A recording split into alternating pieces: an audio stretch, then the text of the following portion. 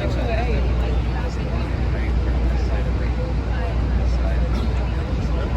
great tour guide, probably the best in the business. It's Phyllis. Let's warm her up. Yeah.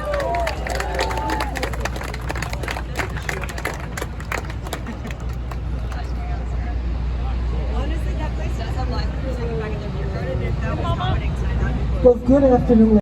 So the fire really devastated and burned quickly for 2 solid days. Now, another thing I wanted to mention to you is that after the fire, the Bessemer process for rolling out steel was invented. And as a result, Chicago took that process and developed the first skyscraper. The first skyscraper was made here in Chicago. It was called the Home Insurance Building, and it was by William LeBaron Jennings. Mr. Jennings designed the building in 1884, and are you ready for this? It was a whopping 10 stories tall. Wow. Certainly, if you look around here, you can see that that's not the case today. But as we begin our tour, I'm going to start with the building that's going to be here on our, will be on your right. And it's Trump International Hotel and Tower. This building looks like it's steel and glass, but actually 750,000 tons of concrete. They used a Putzmeister device to push the concrete up to the 92nd floor. There are 92 stories, 1,362 feet. The building was designed by Adrian Smith of the firm of Smith, Wendella, and Wendella. Mr. Smith now has his own firm, which is Smith & Gill.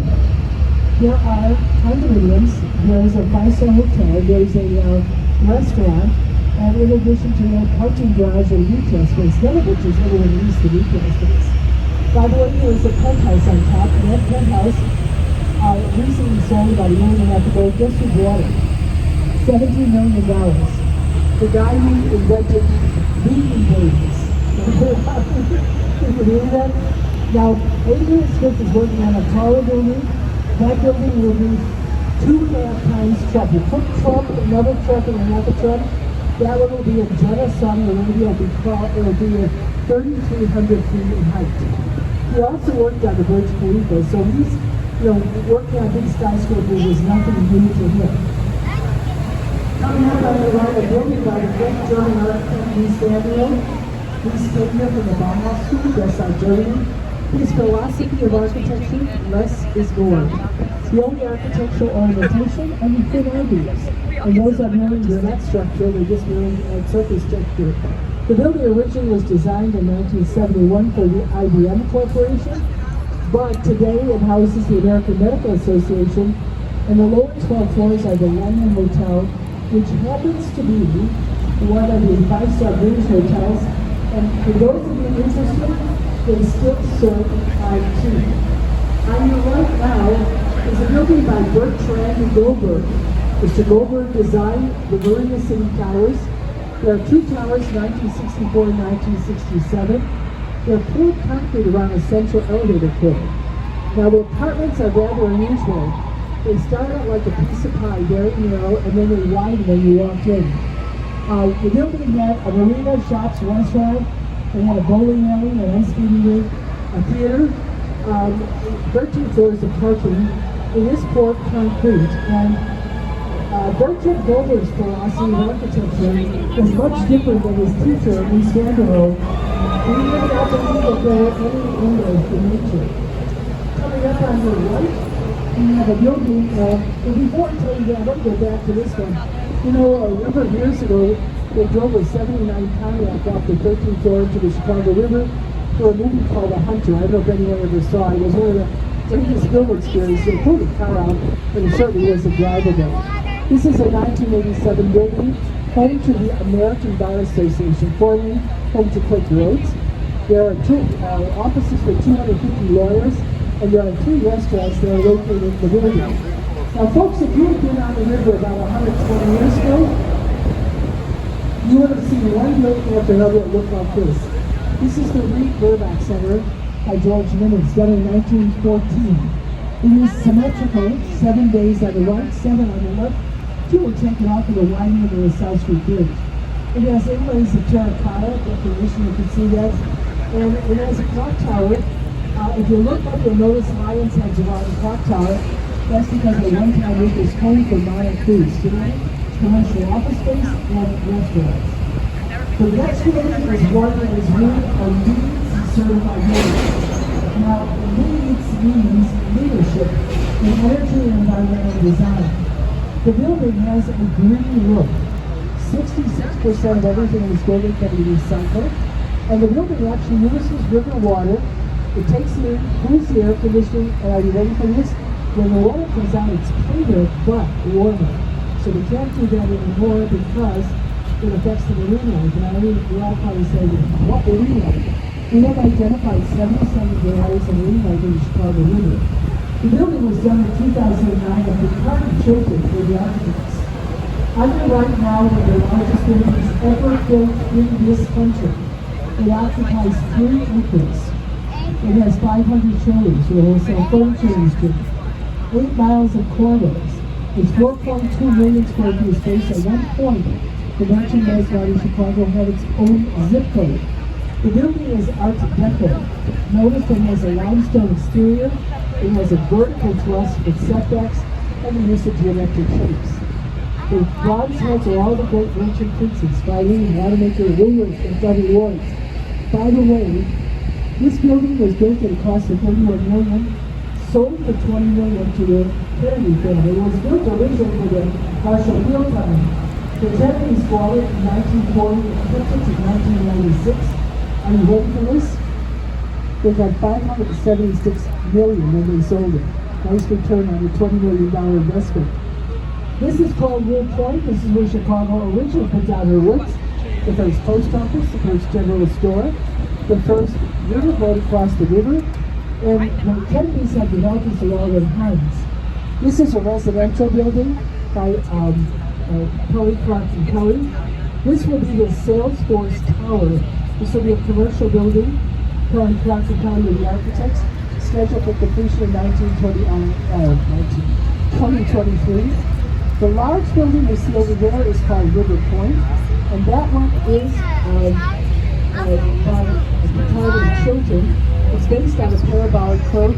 The sculpture piece, which is a red, kind of looks like a wing, is called Constellation, and that is by Santiago Calatrava. Now, for those of you who are interested after your boat ride, if you want to walk all the way down to the end of the river, just so you know, you can start here and walk all the way to Lake Michigan. The green glass building here is 333 West Wacker, and it follows a natural bend in the river on the riverside, and the grid of the city street on the street side is by Paul Patterson and Box. Now, our river walk was done by Carol Ross Farming, and it just opened about 4 years ago. Thus far, it has been very successful because years ago you had to walk upstairs, cross the street, go down, walk upstairs. Not anymore. You walk underneath. These are called eyelashes, and they keep all the rust and dirt from falling on people who are walking on the river. Now, the black box has 30 projection. Tonight at 9 and 9:30, it will fill the entire facade or face of the merchandise bar with artwork. It's called Art in an Art, on an Art, and the subject matter, I believe now, is the Frida Kahlo paintings. This is called, by the way, just so you know, the fishing hole. And yes, people can fish, catch and release. Somebody asked me, can you eat the fish? Well, I would eat one. After that, you might throw in the dark. I don't know. But the plantings here are from the fish can spawn. And our next set here, and I'm surprised they don't have it on. There is a piece of where there's a fences in. There is a bubble or fountain here. And the kids always play, there's an infinity fountain where those people are all standing. But this whole area along here, people can have a gelato, and there's bubblers. I don't know why they don't have it, especially today in this warm weather. The kids love to play on it. Now, as we continue, you're going to notice another building coming up, which is another Art Deco building. Again, vertical truss, limestone exterior. Notice that the center tower is pushed back, and there's a reason for that. That tower is pushed back because in 1923, when Oliver Group designed this building, we did not have central air conditioning. Notice the stadium area here. People can sit and enjoy, being along the river and have lunch or whatever the case may be. But on July 24th, 1915, on this site, one of the worst disasters ever on any river in the United States happened. A boat called the Eastern was tied up. She always had stability problems. She had 2,300 passengers. They were all family members and employees of the Western Electric Company in Cicero. People were boarding, it was raining, they all went in the lower deck and she rolled on her side.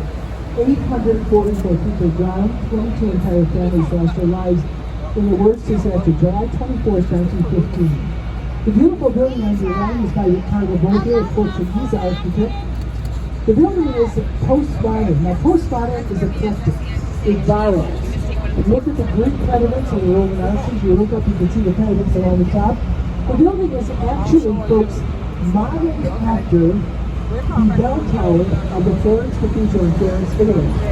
As we go on to the next bridge, we're going to see a gray building. This building is a column within a column within a column. There is, look at the corner windows. There's no weight bearing on the windows. Now those silver things are called mullions, and those actually grab the sunlight and throw more light into the building itself. But once again, you can see our Riverwalk. If you're looking for places to have lunch or a glass of wine or just a coffee or something cool to drink, these are great places to go. Now this building here is by two Irish architects, Kevin Loach and Jay Dinkeloo. They won numerous awards in 1986, including the Pritzker Award for Architecture. Neil Burnett's were the large advertising agencies. Amongst their clients, they had McDonald's and Kellogg's and United Airlines. Now, as we go over the bridge, I want you to look, and here, this is our Vietnam veteran scenario. There's a plaque on the wall there with 3,000 names of men living, and those missing in action who fought the Vietnam War from Chicago. But look up and you'll see a building with a gold top on it. Folks, that is not spray paint. That is 24 karat gold. The Butler brothers were at a New Year's Eve party, and somebody put a bottle of champagne, green glass, gold foil. That was the influence. It's a carbon carbide building. Today it's home to the Petrie Hotel. As we go underneath, look a little bit to the right, we're going to see the Jewelers building, this beautiful building with the velvet mirror on the top. By the way, those four things along the sides, those were used for water tanks years ago. That's how we used to fight our fires. The velvet mirror at the top, this is a wonderful example of what we call the Beaux-Arts tradition. Beaux-Arts architecture means that most of the architects studied at the École des Beaux-Arts in Paris. It has a decorative base, stack of floors at the top, and by the way, in the 1920s up there, the Stratosphere Lounge, which was frequented by one of our more infamous residents, his name Al Capone. And I'd like to order a disclaimer, offer a disclaimer, because Al Capone wasn't one of our boys. He was from New York, we just simply gave him a shot in that. On the right side is the London House. It is now a hotel. It was originally home to Crane Communications. And the building has a decorative base, a stack of floors, and a decorative top. This particular building is another example of Beaux-Arts. You can see the round Palladian window, the Corinthian towers. If any of you want the most spectacular view of our city, go upstairs to the top and have a drink. The view is to die for.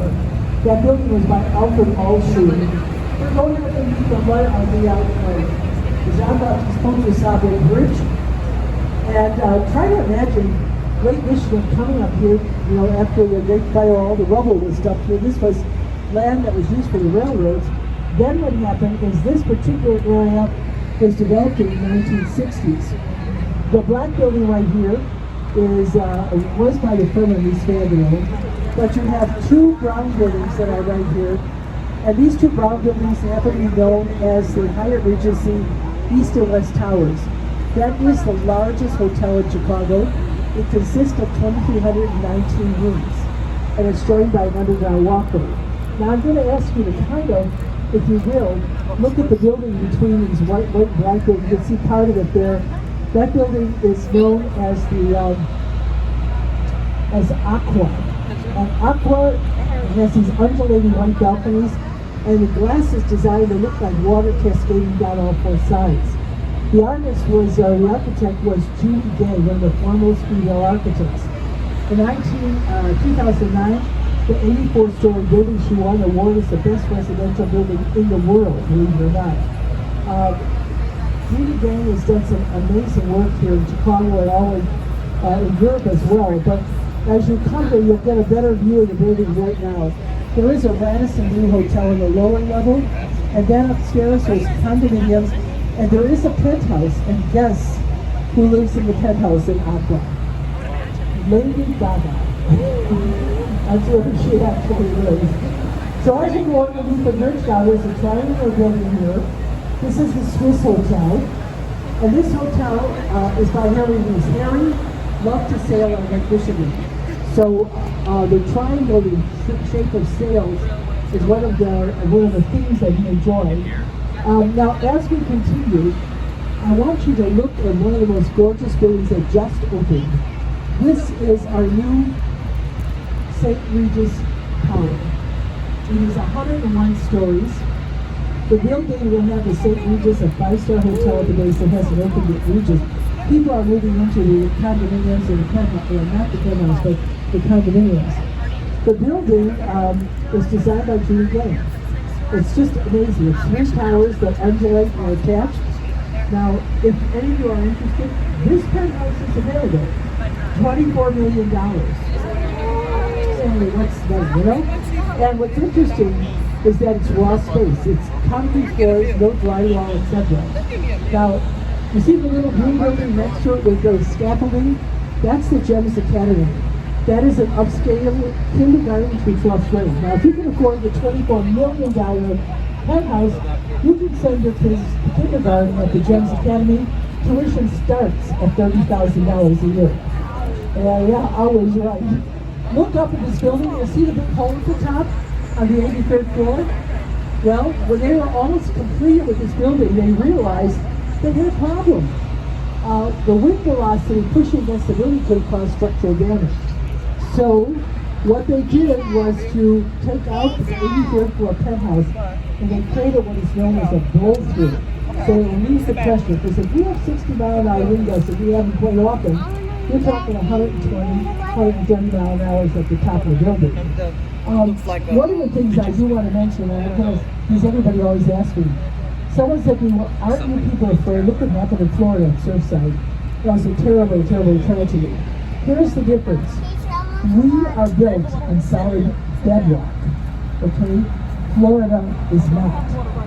We have fresh water. Salt water is a kiss of death for steel, rusted cement. So, and plus we have some of the top engineering firms here in Chicago that work with our architects. So the chances of that happening here are really reduced. I'm not saying it will never happen, but it's amazing. Now, as we continue, I want to talk about the river, because this river has something that managers and architects in Mississippi will never have. This river was reversed. You see, the Chicago River used to flow out to Lake Michigan, and the river was so filthy. In the 1860s, 70s, and 80s, we couldn't dump enough garbage in the river. We have pictures of chickens walking across the crud, and all of that stuff would flow out to Lake Michigan, which was the source of our drinking water.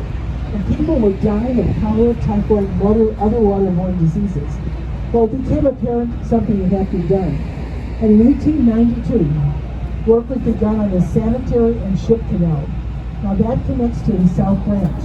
We burned up the river, dug a canal 37 feet deep, 26 miles long. It took 8 years. And when we opened it, we removed that berm. The water through natural gravity began to flow in the opposite direction. Who wasn't happy? St. Louis. They thought we were sending our garbage to them, and you know, they were very creative people down there. They bottled it. We're still drinking it, and now they call it Budweiser. So what can I say? Anyhow, we really didn't send that dirty water to them. But I will tell you that there's a reason we're going to be going through Chicago Rock, and I'll tell you why. When we reversed the river, Michigan was performing. We were happy campers, but Canada, Indiana, Michigan, Ohio, you know, they all filed lawsuits. The first one we won, the second one we lost, and then they built the Chicago Lock. And this lock, we're going to go through it. It's the second easiest lock in this country. This is what is in Seattle, Washington. And what happens, here's how it works. We'll go into the lock. Our captain has to tie up. There's a very strong current in here. Everybody has to wear a life jacket, not on this boat, but on recreational boats, the smaller boats. Then what happens, the gates behind us will close. The gates in front will open and water will raise this vessel with all of you, all of us, I should say, up about 5 feet. That is the difference between Lake Michigan and the Chicago River. On the way back, our bow, or front of the boat, will be facing west. The lakeside gates will close, the riverside gates will open, and we will drop down 5 feet. And that 800,000 gallons of water is going to go down the Chicago River. That is the only source of water plus rain for the Chicago River. Now, we're going to be getting into the rock in just a minute. It looks like we're going to look at this great. I think they're going in. But see all these wreck boats right here? Well, they can all be going any higher, so you'll have to wait for them. And I hate to say this, but a lot of people own these big boats and don't know how to handle them. So it may be a while. We'll see how fast they can get them in. But we have priorities, so we're now entering the Chicago Lock. The gates are right here, but we have to wait till our gate. Now, as we get into here, I want to mention to you, this is operated by the Army Corps of Engineers. In 1938, the lock was built. It's 60 feet wide, 800 feet long. And as I said, there is a priority. Tour boats, emergency vessels would be here. If there was something happening out on the lake, and the living police had to go out there, they would be the first ones out there. The firemen would be the first ones out. So we're going to tie up, and we're in here for a few minutes. I can see the boats are coming in on this already. As soon as they're all in. Now you'll probably notice all these ropes on the side. They have to hold on to that, and they will not open the gates until every one of those people on those boats is wearing a life jacket. So let's talk a little bit about Lake Michigan. It's fresh water. It is the third largest of the 5 Great Lakes. Lake Superior, Lake Erie, Lake Huron, and Lake Ontario. And I will tell you, that its only knowledge is at the confines of the United States. The others touch Canada. Now, there's an ice freeze. The lake is always going to ice freeze, and thank goodness. So anyhow, the shoreline of Lake Michigan is 1,600 miles. The lake itself is 319 miles long and 114 miles wide. And as I said, it's a freshwater lake. Where you're going to be at, the water is about 75 feet deep, but out in Greenville, Wisconsin, the depth of the lake is about 222 feet deep at that point around Greenville. Sandy bottom lake, not a lot of seaweed, great for swimming. I just heard, don't jump in the water. I mean, 73 degrees is the water temperature. That's how it is. And anyhow, there are 29 miles of parks along the Langford. We have 29 beaches. We also have 11 harbors, and you'll notice a lot of sailboats. Sailing is a big sport here. The back-to-back race happens every July. It will happen this year. We have 290 entries this year. They made it out to Mackinac Island, which is about 230 miles. It's one of the biggest freshwater sailboat races. This morning it was no breezy area, so I want to tell you something. You know, Lake Michigan looks beautiful today. A little choppy, but not bad. I have been out here when we've had 10 and 12 inch swells. Wash over the boat here for everybody downstairs. So don't be afraid, this lake can be very, very treacherous. Well, folks, while we're here, this is a perfect time for me to tell you more about the fire. The fire started about 20 blocks to the south. We don't know what started it. We know that the buildings are made of wood, tar paper, sidewalks were wood, streets were wood, and there was a meteor shower at night. Also, I know a lot of you have heard that legend of Mrs. O'Leary's cow taking over the lantern, and that's exactly what it is, a legend. The New York journalist wrote about that to make it a little more interesting. We don't know how the fire started. There was a meteor shower, but I did a lot of research, and I really believe it started when Mrs. O'Leary's son, who used to run the gambling in the Union stockyards, he used to get poker games in the barn. And somebody might have dropped an ash or something like that on the hay. Her house did not burn. Poor woman was just ostracized, but the barn burned, and everything was still wet down the sky. So the fire was a terrible tragedy. Here's a little sidebar that I think is interesting. Queen Victoria in England felt sorry for us. She said over yesterday, one day, she sent us 500 books, and she sent us a book that she personally autographed. But we never had a library for the fire, so thank you very much for the toy. But anyhow, the fire was a devastating return of soil. Tragedy on the one hand, on the other hand, a chance to rebuild. That's why they call it a second city. We're not second to none. So as I tell you more about the fire, after the fire, Chicago rebuilt. 19 years later, the United States government was looking for a source for the world's colonial exposition. Boston, New York, Washington, they all wanted it. We sent our best politicians to lobby Congress, and they were relentless in their verbal pursuit. And believe it or not, we got this thing. And it was, if you look out, you see those buildings, not the one with the dome, but you're further out, those dark green buildings, that's Hyde Park and Jackson Park. That's where the world's colonial exposition was at. We drained more than 8,000 acres, planted 1 million trees. Frederick Law Olmsted, who designed Central Park, was the landscape architect. Daniel Burnham was the chief architect. The city there was called White City. And White City was just an amazing place. The buildings were made out of a temporary material called stab, straw, plaster, painted walls. Now, one building is made of permanent. You can visit that building because today it's our Museum of Science and Industry.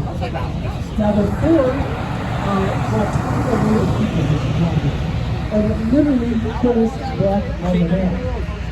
We wanted a symbol just to make Paris had an Eiffel Tower.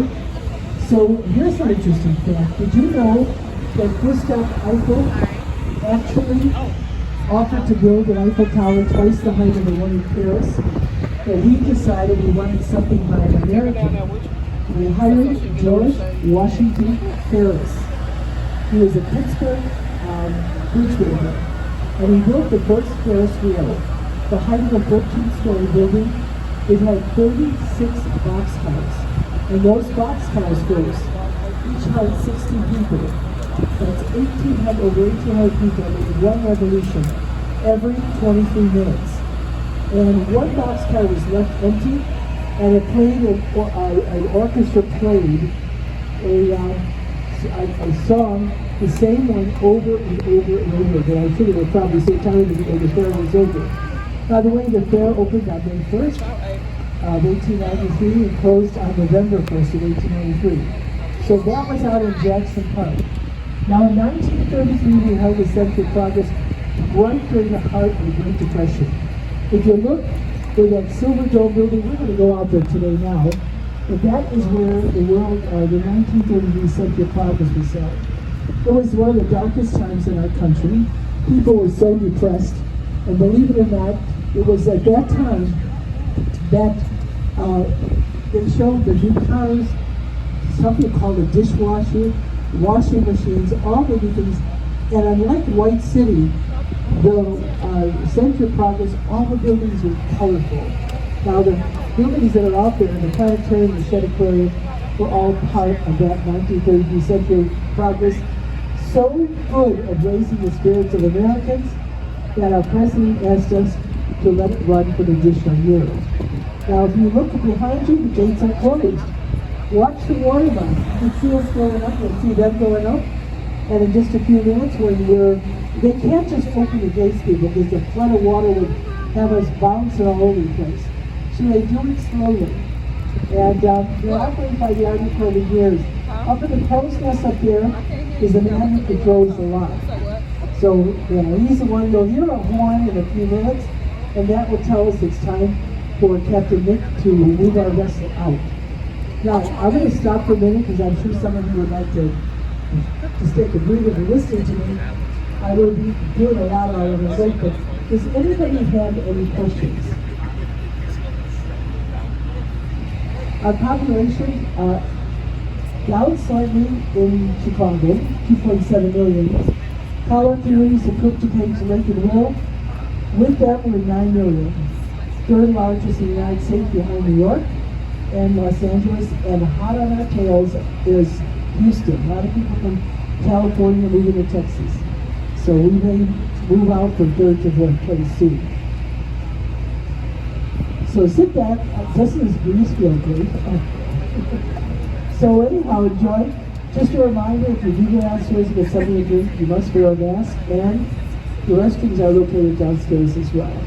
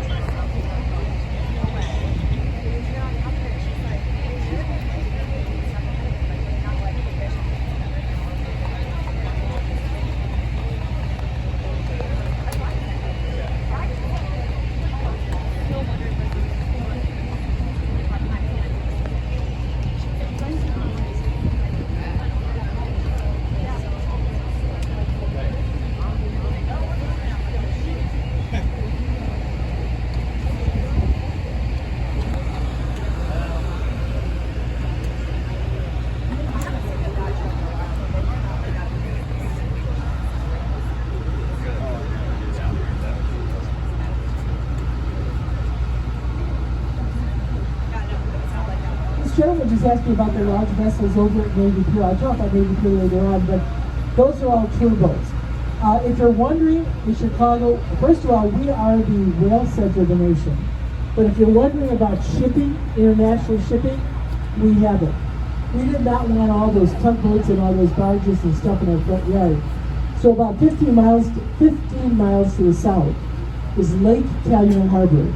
And there's all this special equipment for loading and unloading these ocean-going vessels and barges. So that's where they all go.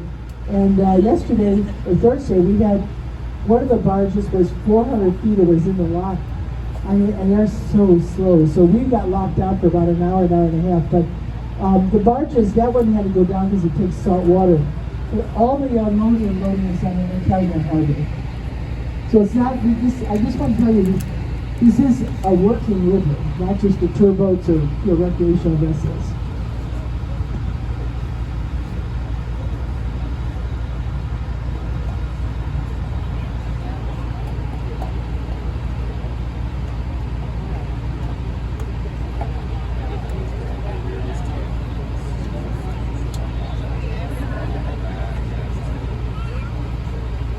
The gates are opening now, so, you know, folks, I'm just going to throw this out there. The lake has a strong breeze, as you can thank goodness for that. It's a little choppy. So if you're walking around the vessel, either hold on or please stay seated. Because, you know, and there's a lot of boat traffic out there which creates wakes which can rock the boat as well.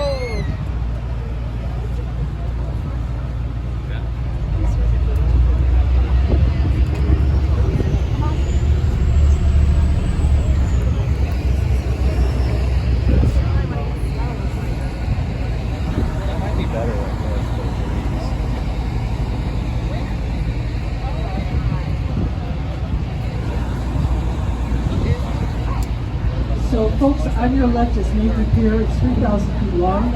It was actually built in 1916, named for the Navy officers, Navy personnel in World War I. The only original parts are that red hen house at this west side and the West Castle Hall. Navy Pier has botanical garden.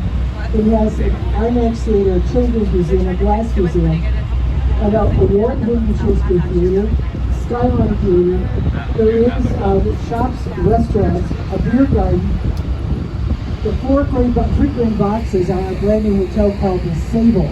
They have an odd name, but the reason for that, the Sable and the Wolverine were two vessels that were brought here before World War II, or during World War II, to train Navy personnel. We needed pilots desperately. Remember, we entered the war late. We trained 15,000 pilots.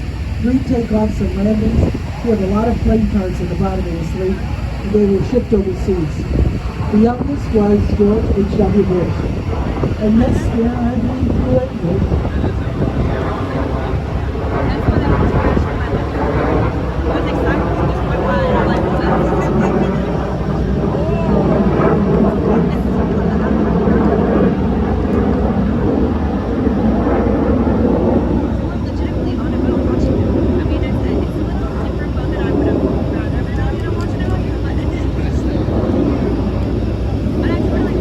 So they're going to make a return. Don't keep coming back and forth. Just so you know, if anybody's interested in going to Navy Pier, when you get off the boat, walk 1 block north to Illinois Street. Just follow Illinois Street. I'll take you right into Navy Pier. Man, a brand new everywhere. It's about a 15-20 minute walk if the views are spectacular. Lots to do there as well. So we're going to be heading out in just a few minutes. We're going to see the Chicago Harbor Lights.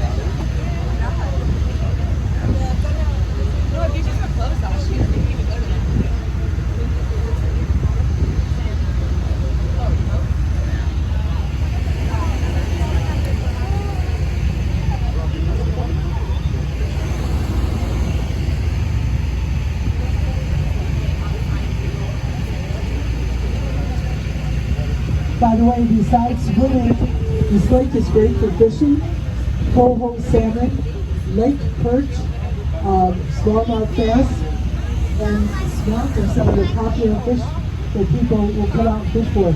Coho, especially in the fall season.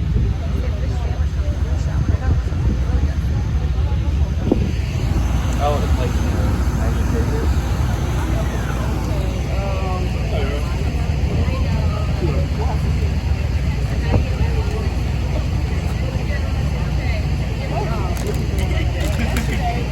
By the way, that break wall that you see out there, it's really hard to see, but that break wall was designed by Jefferson Davis. You may remember when he was president of the Confederacy. This was before the Civil War, and he was with the Army Corps of Engineers. That break wall goes down 22 feet. You're probably wondering why it's there. It's to cut down on the erosion so the boats and the beaches and stuff don't get washed away. You're going to see our lighthouse coming up here in just a minute. The Chicago Harbor Lights. Captain Nick is going to give you a bird's eye view of this thing. It'll be right on top of it, actually. Yes, I know it needs to be painted, but it used to be manned. Oh,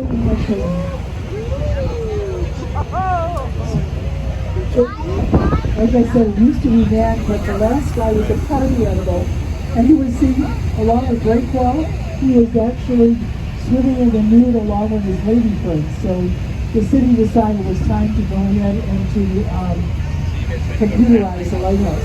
And I know you're probably wondering, what the heck is Chicago doing a lighthouse? Folks, I gotta tell you, I have been out here where the fog comes in, and you can't even see the shoreline. I couldn't see beyond the third row of seats here. Then the wind picks up and it's gone. Now we're going outside the break wall. This is unusual. What? Look at that view of the lighthouse. You don't normally get this on tour. The lighthouse does have a foghorn. And what a spectacular shot goes into taking pictures of our city skyline.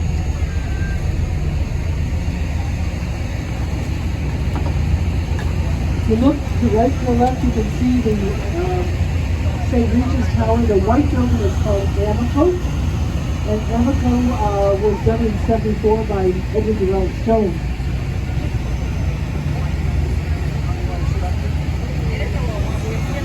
Now folks, look over to the right-hand side, the left-hand side. You see the black building with the white antenna? That's the John Hancock, now known as 875 North Michigan. That building, notice the cross bracing on it? That was done that way for windshield. If you look at the building, to the John Hancock was done by Skip Williams and Arrow. That is the building that passed up New York's The Blue Empire Angels State are Building. flying. They're flying. The Blue Angels are flying. Okay, well, I'll stop. You guys get to see this.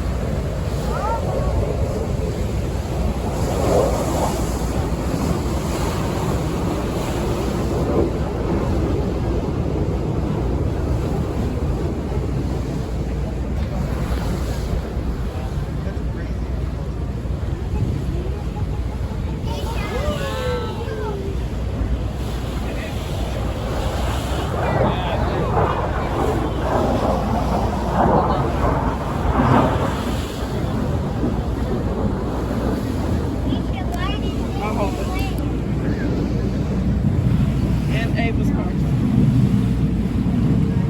There you go. You want to shine in there?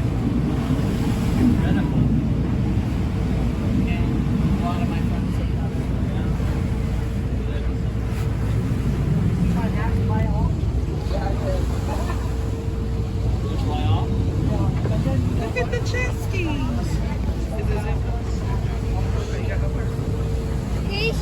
Between the Blue Angels, I'll throw some information out there.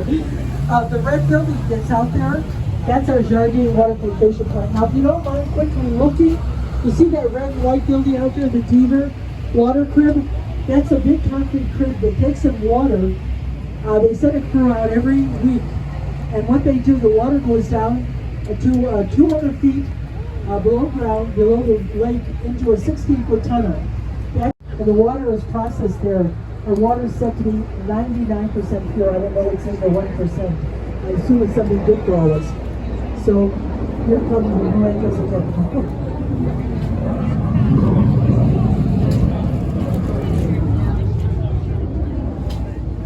You're missing it. You got to stay over there.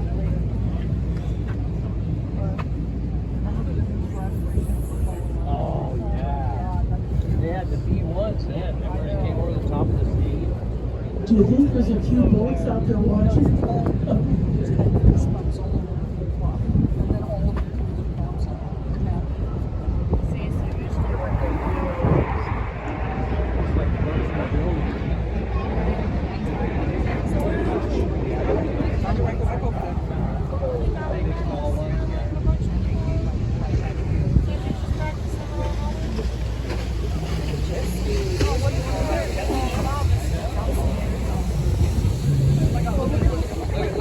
Right up here.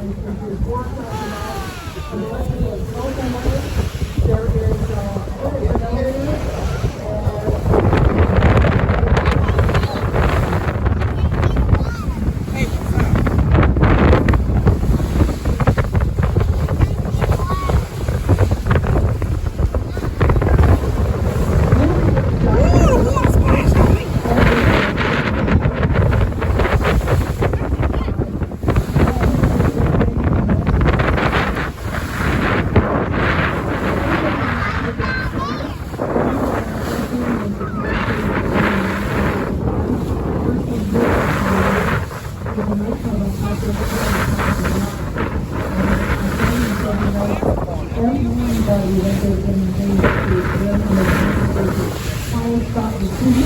All the ladies that come down with them and the Mexican country. Their fiancés proposed to them. Today, of course,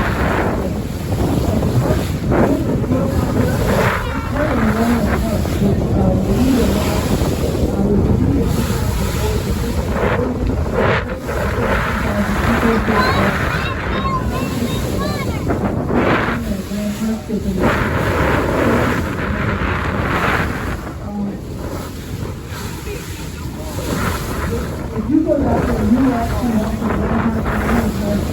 and just if you have to report to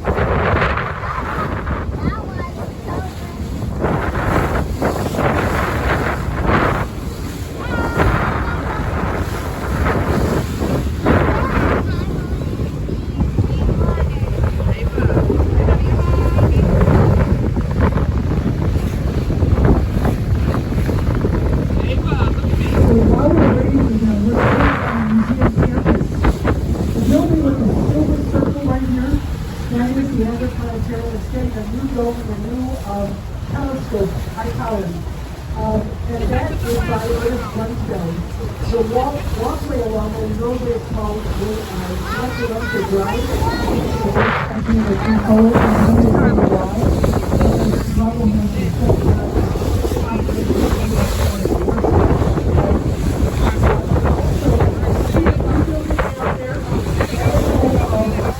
jump there, and I hope you're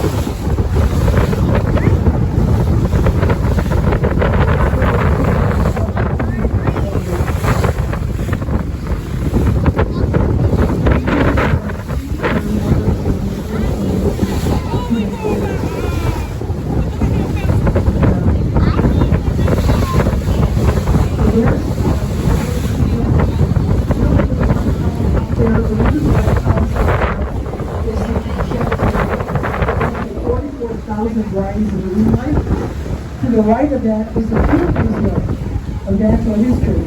Now that museum is so huge in terms of its collection, it has millions of objects around the there is an Egyptian tomb you can walk through.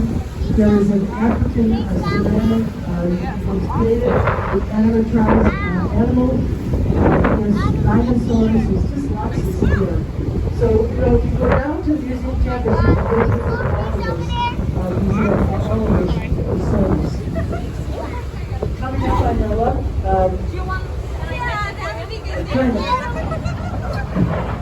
these things in between. You see the fountain, Buckingham Fountain, 134 water jets. The center jet goes up 110 stories in the air. There are 4 bronze seahorses around the base. And there was a gift of Coach Buckingham and Emily, their brother, who was the first president of the Art Institute of Chicago. A nice view here of the Willis Tower, which was home to Sears Roebuck. They moved out in 1992. The Blackburn Corporation in New York City bought it, and they've done a lot of remodeling. To the left here with the blue circle on it, 311 South Blackburn. The big blue building right here is called the Legacy. It's a residential building. The bottom of it is an old building they actually built it into the top of it. So this is Grand Park, and that's Millennium Park. And Millennium Park, if you have not seen in Chicago and haven't seen our Beam, it is a fabulous sculpture piece by Anish Kapoor. And now also sculpture pieces there by Joe Kenzo, 2 4-story LED sculptures that have 1,000 faces of Chicagoans. And those faces, they have 1,000 Chicagoans sitting in barber chairs.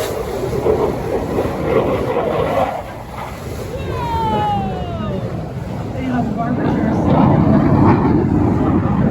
and they had it for 10 minutes, so last few minutes they had to stop all the way. So what happens is, the sculptures, you see their faces, and after 10 minutes, the bottom floor is made in a one color goes down into an infinity time. It's really kind of fascinating. Did you notice on the green space here, we are the only city in the world that has 26,000 cars along our skyline.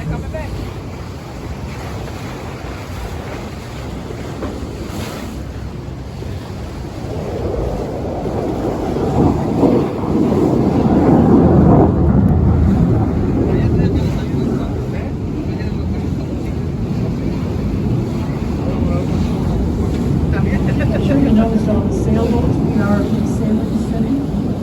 Every July, the 3rd week, we host the Mackinac Race. 290 vessels in 2 categories. We race 330 miles to Mackinac Island. The biggest freshwater sailboat race in the world. Huge over the country.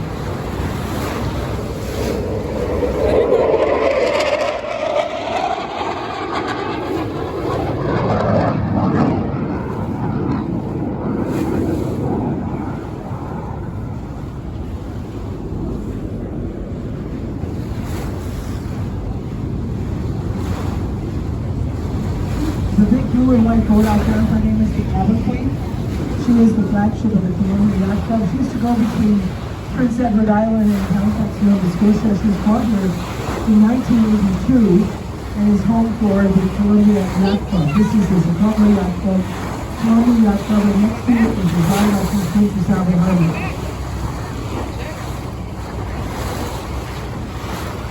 That's the Sable Hotel. They just put the hotel right here in David Theater.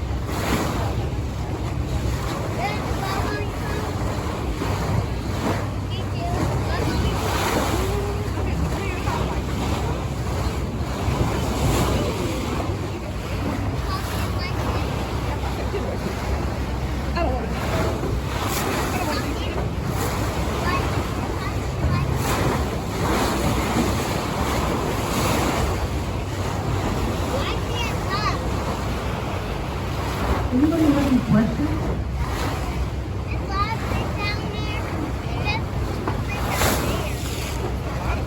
I hate to tell you, this is the best way to see the lake.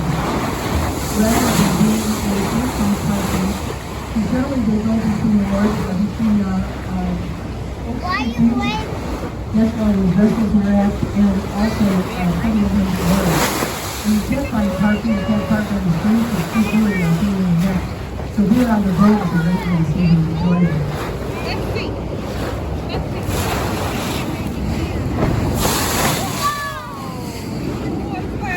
Can I get a little bit of the water? Just a little bit. Just a little bit.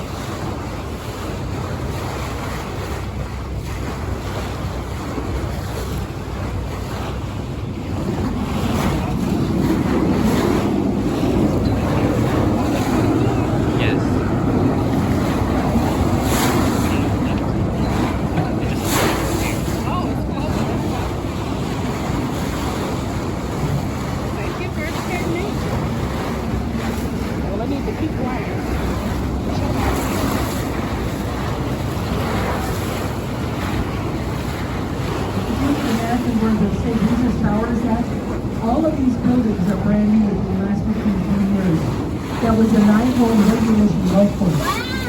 And it's all been developed within the last probably 20 years.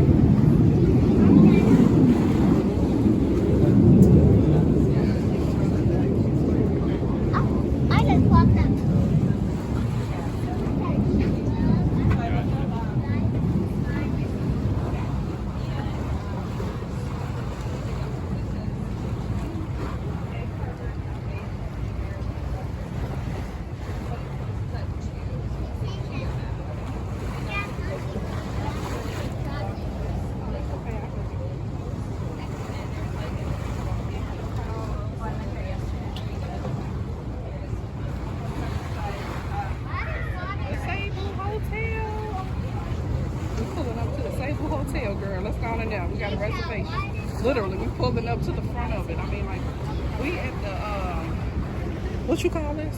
The bow? We are at the bow. Nobody right here. And the sun ain't out enough. It's perfect. Priscilla got wet. She's in the back of the boat.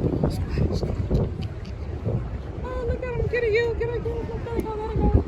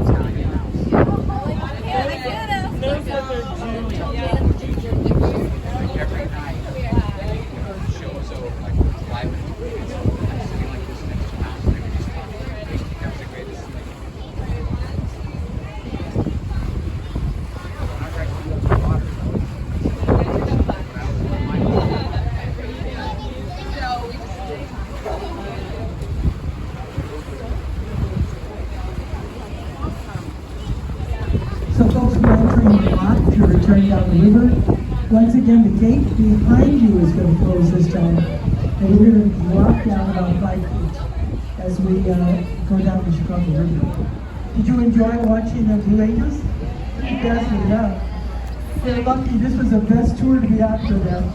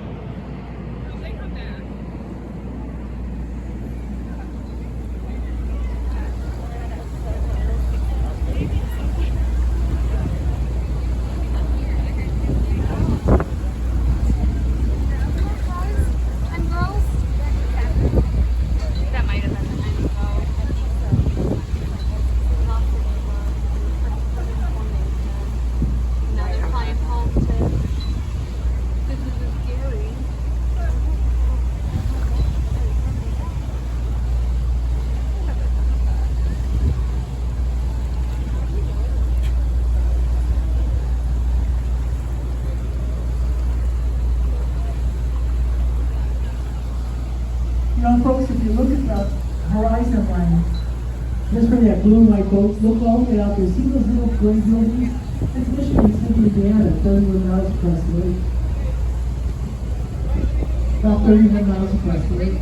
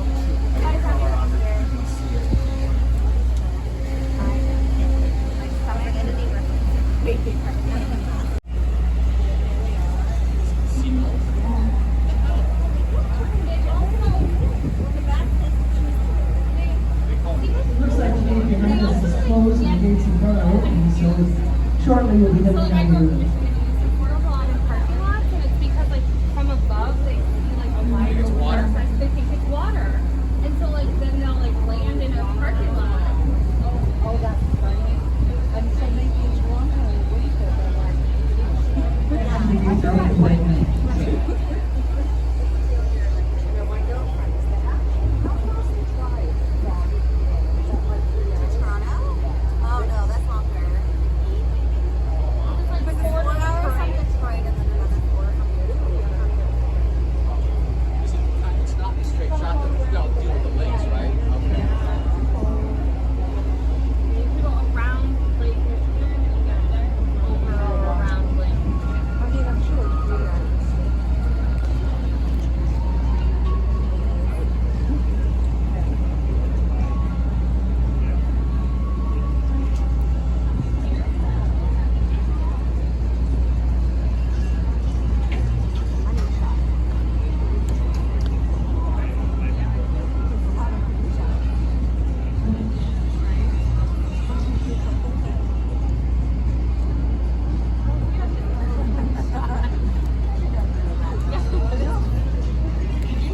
a good shot. It's like the shot that you need.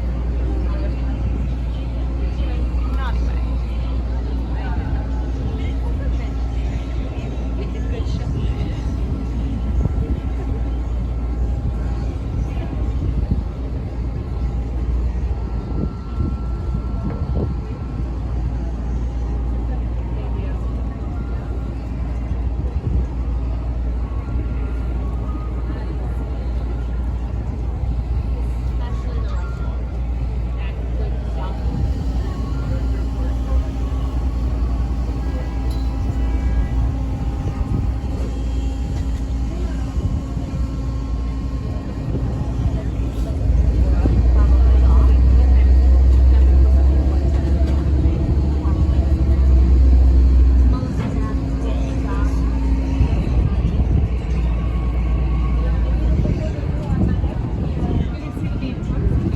So finally we're on our way, and please look over to the right. There's a big black building there. That is called Lakefront Tower Condominiums. 1968, 70 stories, the tallest building in the world. It's our tallest residential building. Now it's 3-row construction around Central Elevator Corner. But if you look, that round circle at the top does not spin around. It's a French restaurant called Cité. There's a 3.5-acre park at the bottom. But what I want to tell you about this building, George Shipper and John Hyman were the designers. They worked with Miss Andrew. Here's the thing you need to know. This is the only building east of Lakeshore Drive. After this was built on land that was there, and after this was in November 1970, the city passed a zoning ordinance that said no buildings shall be built east of Lakeshore Drive to preserve our lakefront. And we've had a lot of people who have asked, and once you allow one, you're going to make the whole, and everybody's going to build here, and lakefront will not be what it is today. So this is Lakefront Tower condominium. George Lucas, I think those people heard when we went to a big essay at our museum here, but we insisted about being right on the roof, and we were not willing to give up our lakefront. So I believe it's in Los Angeles, or I think that's where he's doing it now. There's a park coming up here, just a nice area right now. It should have been done, but what's holding it up is that there was a light bulb factory here years ago, and they discovered mercury in the soil. They didn't have a display in an area with mercury, so they had to remove all the topsoil. You see that gray runway where all the people walking across it? That was just completed, and now you can go from 5500 north all the way to 7500 to High Park. Ride your bike, walk, jog, whatever you want, without having to go to the streets or stop lights or anything of that nature. Which is just amazing facility. They just went all through the bridge house, and they just completed that segment of that area. The bridge in front of you is the Roosevelt Memorial Bridge, 1937. And the Roosevelt Memorial Bridge, just so you know, was dedicated to President Roosevelt himself was here, and his wheelchair was one of the first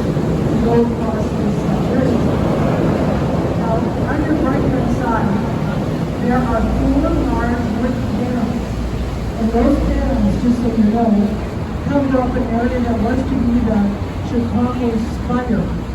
The Spire, unfortunately, never got built. The infrastructure, the circle of the bottom is there, but what happened is the developer went bankrupt, and it was right around 2008 when our economy came. So what happened? The land has been sold, a new developer, and there are two buildings going up here, a 70-story and a 90-story, and then there will be a walkway into DuSable Park. DuSable Park, I want to stress that, is going to be a public park, not just for those two buildings. On your right, we have Riverview 1 and 2. This is a 29-story, a 32-story condominium building, 70 townhouses. Each one has its own elevator. Each one has its own rooftop terrace. And I did in a couple of these. Wow, they're beautiful. One of them has a shark tank. Another one has a full basketball court. So they're really quite spectacular. James Stefano was the architect. Those were built around 2002. The fountain coming up on your right is the Metropolitan Water Reclamation District fountain. The lot just represents the fountain on your bottom. I do apologize, the fountain's not on. Last year, water got in during the winter with damage and equipment. They're replacing it. See the triangle with the hole? It shoots a 90-foot arc of water designed so horses go underneath and their passengers not get wet. It doesn't work. I was the first tour guide with another company, and people, I'm not talking about a risk. You were soaked, so nobody does that anymore. Coming up on your right, the Sheraton Hotel and Towers, 1992, Solomon Cornwell and Benjamin Architects. This is the second largest hotel in Chicago. It has 1,200 rooms, and if any of you are looking for a place to have a large wedding, their banquet facility can seat 5,000 people. The building is precast panels. Notice all the green glass. It replicates the color of our river, which is this color because of an algae that goes in the green bottom and the influx of the glacial water from Lake Michigan. The building was done in 1992. Now, if you look ahead, you're going to see a old building. That building is the design of former Madonna Athletic Club. You can see it right there. And notice the little parapet sticking up? That was for blimps to land. But then the 1937 Hindenburg disaster occurred, and it was never used for that purpose. Today it's the Hotel Intercontinental. On your right, NBC Tower, bottom left of the one in New York City's Rockefeller Center, designed by Skidmore, Owings & Merrill. Adrian Smith was the architect in 1986. And coming up, the Bleacher Center, this first building right here. This is the downtown facility for the University of Chicago. They have a beautiful campus on the east side in Hyde Park, which looks like Oxford, but this one, notice the much longer and no windows. That's where 27 classrooms are at. And they were kind of criticized to the first floor and was criticized. Beautiful, beautiful, no windows. He said, excuse me, should be encouraged to have a classroom. It has worked because this university has turned out over 100 Nobel Prize winners, more than any other university in the world. And of course, we have on your right, Tribune Tower. This was home to the Tribune. It's being converted to luxury condominiums. The building is the neo-Gothic design by Wooden College. And this is our new Apple store. Looks like an iPad. So Aaron Foster was the architect. Now coming up on the right, the white building, which is our last building. This is called the Bailey Building. White glazed terracotta. The clock tower modeled after the tower in Seville, Spain. The building itself was the first to be illuminated, the first to be fully air conditioned, and the first to be on the east side, or on the north side of the Michigan Avenue Bridge. I also want to tell you that the architects were Graham Anderson, Probst, and White. Mr. Wrigley came here to sell soap. Nobody liked the product, so he developed chewing gum, and that is what he made his fortune on. Now the last thing I want to talk about is our flag. It's right there. 2 blue stripes, 4 red stars, 3 white stripes. The white stripes land to the west, land to the south, land to the north. The 2 blue stripes, the north and south branches of the river. The 4 red stars, Fort Dearborn right there. And the Rich House is at. Second red star, the fire of 1871. third Fred started in 1893 World's Columbian Exposition, and the fourth Fred started in 1933 Century Progress. Any other jockey, I'm going to ask everyone please stay seated. We have to be able to get the ramp up so just in case we don't want to hit the wall or nothing, so it doesn't bounce anybody.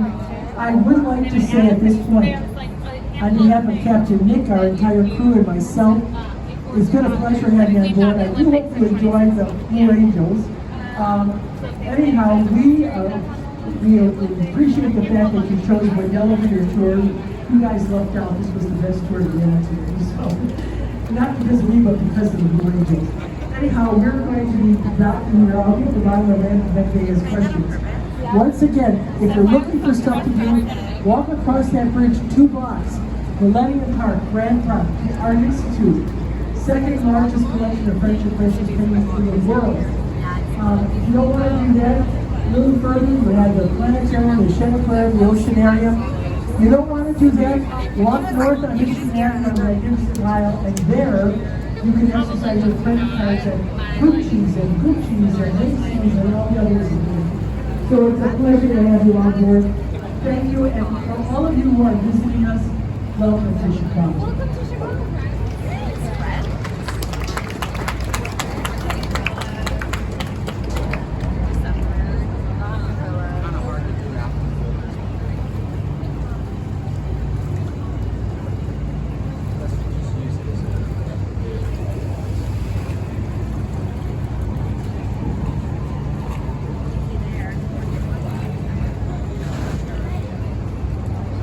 Pardon me, folks. Everyone can take a step back from the rail.